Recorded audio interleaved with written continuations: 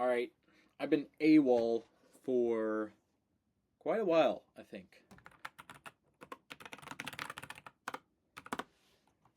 I want to see how long I haven't uploaded for because I remember I used to say like, dude, I'm gonna make a video every single day. It's been 3 days since I last uploaded a video, and you might be wondering what the fuck. In fact, probably no one's wondering what the fuck, but in my mind, you're thinking what the fuck. And if you're watching this video, you were probably thinking what the fuck.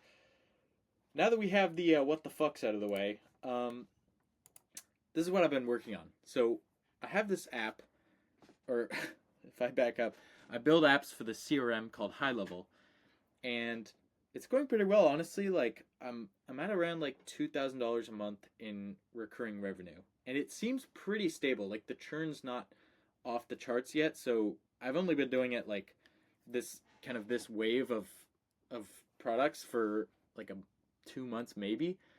So I don't know if these are the actual churn numbers, but they seem pretty good.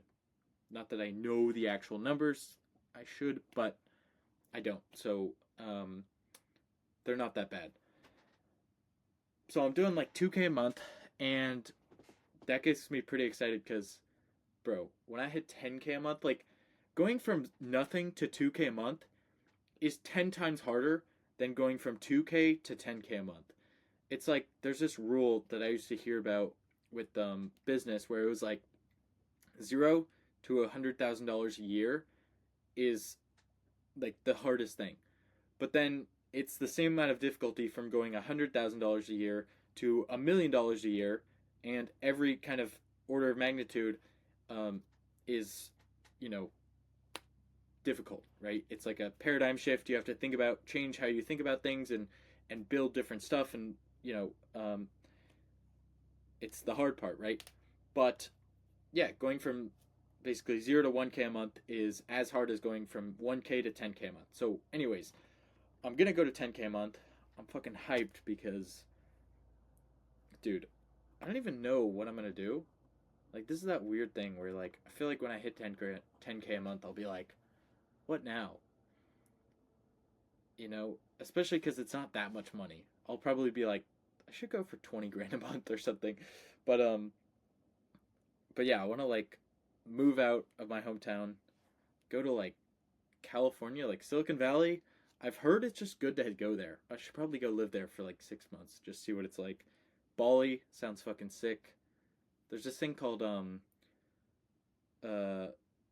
Mondays, the Art of Mondays, and they do like trips. It's like entrepreneurs and shit, internet entrepreneurs, and they like go on trips and like hang out.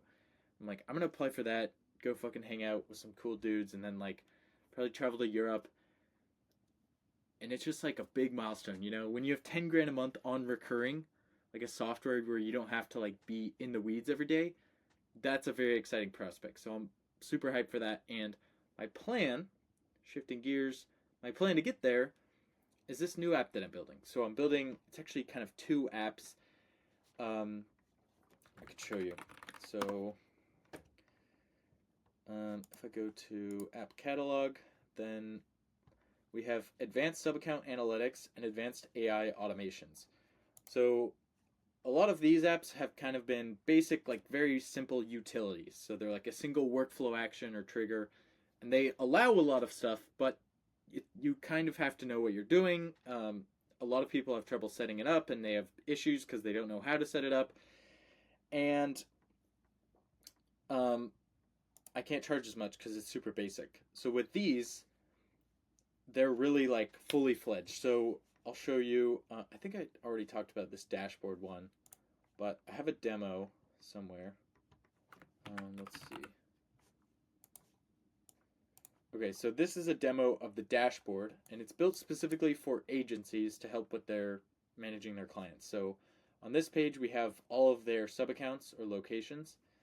I should probably just rename this sub accounts because it makes more sense. But we have the name of the business, the agency fee, and you can see like this is all mock data, but the plan is that you'll be able to see each client's gross returns, and so you can figure out based on the color of this traffic light here, like which clients need help, which ones are struggling, and I need to spend time coaching them or work on their ads a bit, and which ones are doing good, and I can just kind of let them run. So that's the locations. Then there's also user analytics, so like phone calls and follow ups. There's contact data. Um, and so there's a bunch of different data here, and this just helps agencies run better. And all of the agencies I'm aiming at make between like $5 and $100,000 a month. Not more than that, because I talked to this agency that did like $500,000. I think it was over 500,000 a month, and they had just insane requirements. And I'm like, I'm not gonna try to build that, because at that level, like, everything's bespoke. That's why when you go to buy a software, they have the enterprise option, and it's like, get a quote, because it requires a lot of custom development and, very high touch kind of. It's like a client, basically. It's like taking on a service client, and yeah, you can charge a lot, but it's just, I don't know. I'd much rather have kind of the medium ticket, a medium amount of medium ticket clients than a small amount of high ticket clients or a large amount of low ticket clients. Like, right in the middle, I think, is really nice. Um, and then, so yeah, this is the analytics page set up, and in this, I talk about some of the kind of current issues with agency analytics. So we have, some of them will use Google Sheets and Looker Studio. Some of them will use this app called Agency Analytics. Some of them will use the built-in dashboards.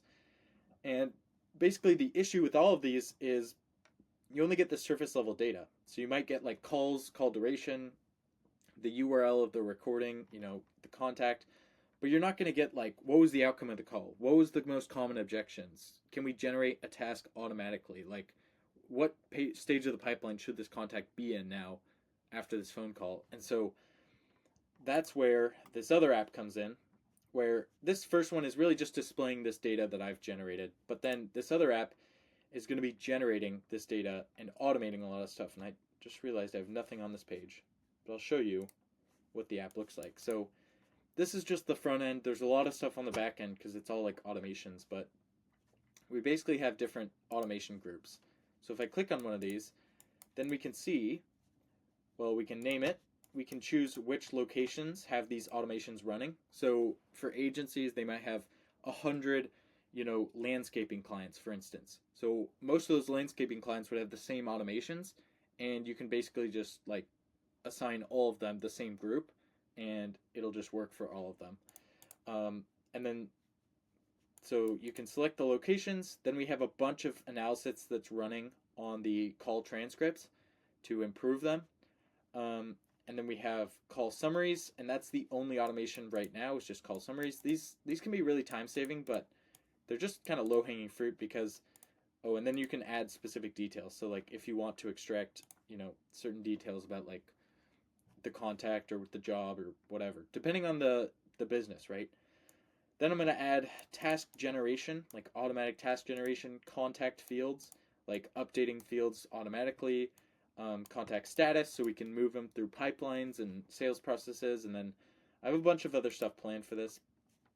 But that's really kind of what I've been working on. I mean, this shit is a huge form. This whole page is like a form, and there's a lot of logic involved. I mean, it's small, honestly, when I think about it. It's like not that big. There's a few fields, but there's a lot of thinking that goes into like how to organize this, and then on the back end I have to make sure that all of these configurations or all of these preferences are actually reflected in the way the automations work.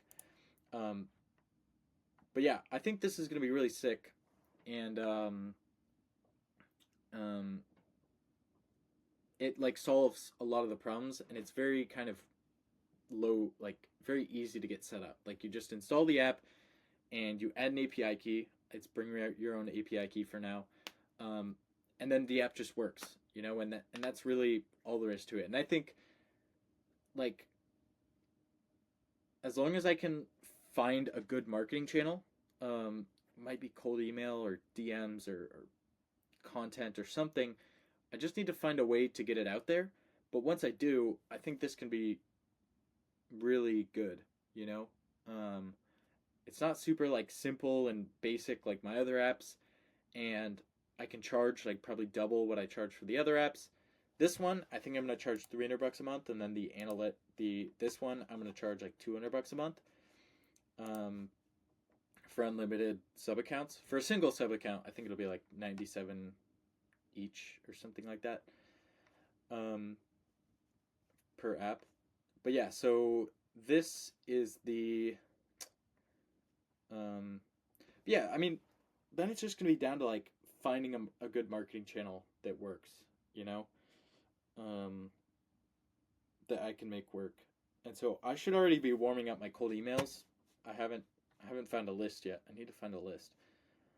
But yeah, basically, um, I just need to put together like some of these critical features. Like really task generation, it's not that hard. Like there's some configuration I think. I mean, it might take me like 6 hours or something. But I think that's a really cool feature to have. And then contact status is really important to agencies and a lot of businesses. And so once I add these things, then I'm going to publicly release it. I'm going to start charging. I'm going to get a bunch of customers that I already have, like just market to my current customers. And then we'll see what that does. I'll probably add like 1,000 a month, like just a few subscriptions. I'll be at 3K. And then the marketing begins. Fucking go hard on content.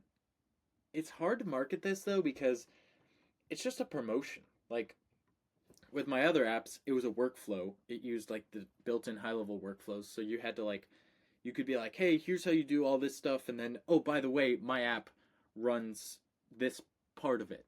And so you can use my app. And that worked really well, but with this, I can't post this in the group for high level cuz I'm going to get taken down. Cuz it's just promotional cuz there is no here's how you do it. It's all like, look what I did. You can buy it from me. There's like a tiny bit of stuff where it can be like, here's how I generate tasks, but it's just not. It's just not like slick. So content is kind of a struggle with this.